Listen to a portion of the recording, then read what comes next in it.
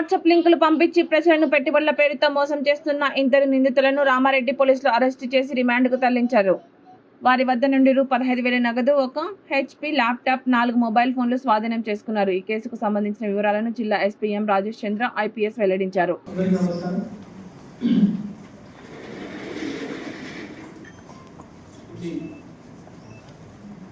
Online betting app ద్వారా, gaming app ద్వారా public use చేసి వాళ్ళ దగ్గర నుంచి వేల రూపాయలు ఈ బెట్టింగ్ యాప్స్ అప్లికేషన్తో వేస్తున్న ఒక ఉదాహరణ పట్టుకోవడం జరిగింది.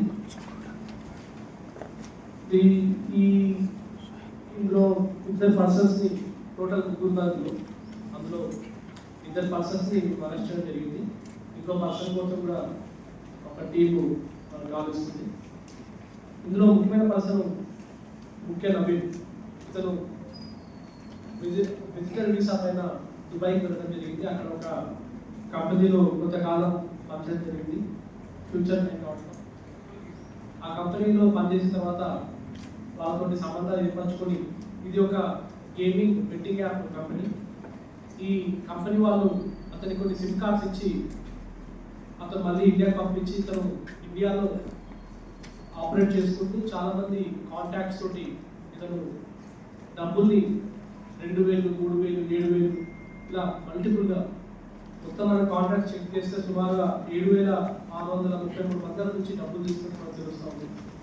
ఇంకా ఫర్దర్గా అతన్ని ఎంక్వైరీ చేస్తే ఎవరు ఇంటెన్షన్ అనే విషయం మనకు తెలుస్తుంది. సో ప్రిలిమినరీగా ఇప్పటివరకు అయితే 7,633 మంది నుంచి అతను గేమింగ్ యాక్ట్ కొరకు బెట్టింగ్ యాప్స్లో ఇన్వెస్ట్మెంట్ కోసం కాంట్రాక్ట్ చేసినట్టుగా మనకు తెలుస్తుంది.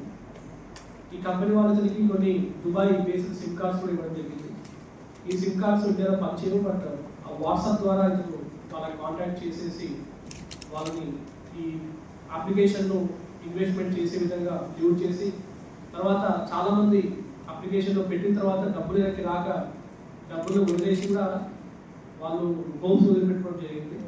అట్లా మనకు కొంతమంది మనం అప్రోచ్ అయితే దాని ఆధారంగా ఎఫ్ఐఆర్ రిజిస్టర్ చేసుకుని దాన్ని కొంచెం గాలించి ఈరోజు అతన్ని మన బస్ స్టాండ్ దగ్గర పట్టుకోవడం జరిగింది. ఈ ప్రెస్ మీట్ ఆధారంగా పబ్లిక్కి రిక్వెస్ట్ చేస్తున్నాం, ఈ బెట్టింగ్ యాప్స్ అని, ఈ గేమింగ్ యాప్స్ అని చెప్పేసి రూపాయికి 2 రూపాయలు, రూపాయికి 10 రూపాయలు వస్తాయని చెప్పేసి ఒక అత్యాశతో వెళ్ళి ఈ అప్లికేషన్స్లో డబ్బులు పెట్టి చాలామంది లక్షల రూపాయలు కోరుకుంటున్నారు. ఇంకా మనకు తెలిసింది కేవలం ఇంతమంది, ఇంకా తెలియకుండా కూడా చాలామంది కూడా ఈ బెట్టింగ్ యాప్స్ అని ఇన్వెస్ట్ చేసినట్టుగా మనకు తెలుస్తుంది. సో అవన్నీ కూడా మనము రిజిస్టర్ ఎంక్వైరీ చేస్తాము. ఏదైనా సరే వాళ్ళకు సస్పీషియస్ డిగ్రీ కానీ సస్పీషియస్ అని వస్తే ఇమీడియట్గా సైబర్ క్రైమ్ పోర్టల్ ఉంది, cybercrime.gov.in. దాంట్లో ఫ్లాగ్ చేస్తే ఆ వెబ్సైట్ మీద మీకు దర్యాప్తు చేయవచ్చు. లేదా ఒకవేళ వాళ్ళు బై ఛాన్స్ డబ్బులు పోగొట్టుకుంటే ఇమీడియట్గా వాళ్ళు 1930కి లేదా సైబర్ పోర్టల్లో నాకు పోయి ఇమీడియట్గా దాంట్లో ఆ ఇన్ఫర్మేషన్ లాగిన్ చేస్తే వాళ్ళు పోగొట్టుకున్న డబ్బులు కూడా ఆ అకౌంట్స్తో కూడా ఫ్రీజ్ చేసే అవకాశం ఉంటుంది. ఎంత లేట్ చేస్తే వాళ్ళకు అంత నష్టమయ్యే అవకాశం ఉంటుంది. ఈ సైబర్ క్రైమ్ సంబంధించి గవర్నమెంట్ ఆఫ్ ఇండియా కూడా చాలా కొత్త మోడల్స్ ఇవ్వడం జరిగింది.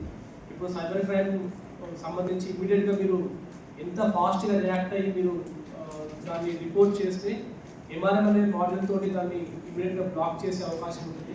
అండ్ ఆ అమౌంట్ కూడా వితిన్ వీక్స్లోనే మీ అకౌంట్ కూడా వచ్చే అవకాశం ఉంటుంది.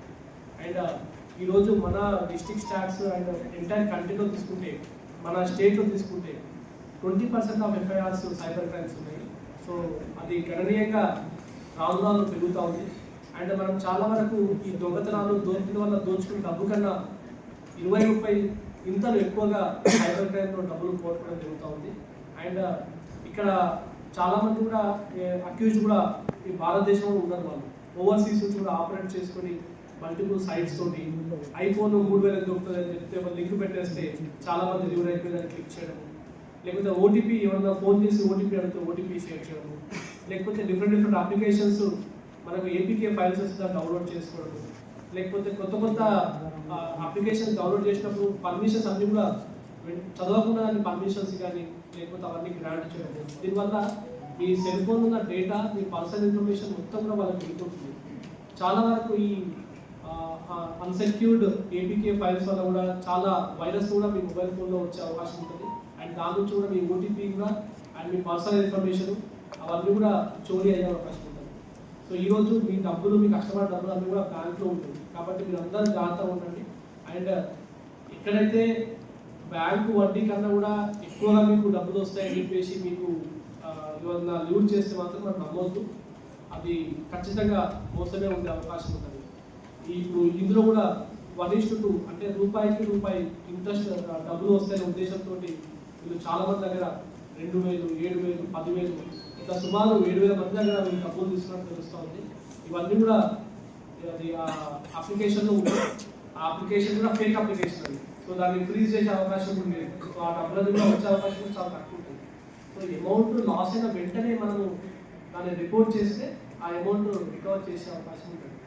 సో ఇది ఈ వర్క్ చేసిన CCS team and Ramareddy police inspector గారికి అండ్ మొత్తంగా ఓవరాల్గా ఓవర్సీ చేసిన డిఎస్పీ గారికి కూడా నా తరఫున, గౌరవ డీజీ గారి తరఫున కూడా స్పెషల్గా ధన్యవాదాలు.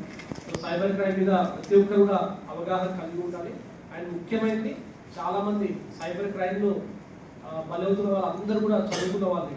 కేవలం అత్యాశ, దురాశతో వాళ్ళు ఎక్కువ డబ్బులు వస్తాయనే ఉద్దేశంతో కోరుకుంటున్నారు. కాబట్టి దాని గురించి కొంచెం అప్రమత్తంగా ఉండాలి. అండ్ అన్నోన్ వెబ్సైట్స్ కానీ లేకపోతే అన్నోన్ లింక్స్ ఎవరు కూడా క్లిక్ చేయవద్దు. అండ్ ఒకవేళ ఎన్ని జాగ్రత్తలు తీసుకున్నా సరే సైబర్ నేరాలకు గురైతే ఇమ్మీడియట్గా 1930 కాల్ చేయాలి. లేకపోతే సైబర్ పోర్టల్లో కూడా మీరు ఆన్లైన్ ద్వారా కూడా మీరు దాన్ని రిపోర్ట్ చేయవచ్చు. ఇలా బాధ్యపడ్డ బాధ్యత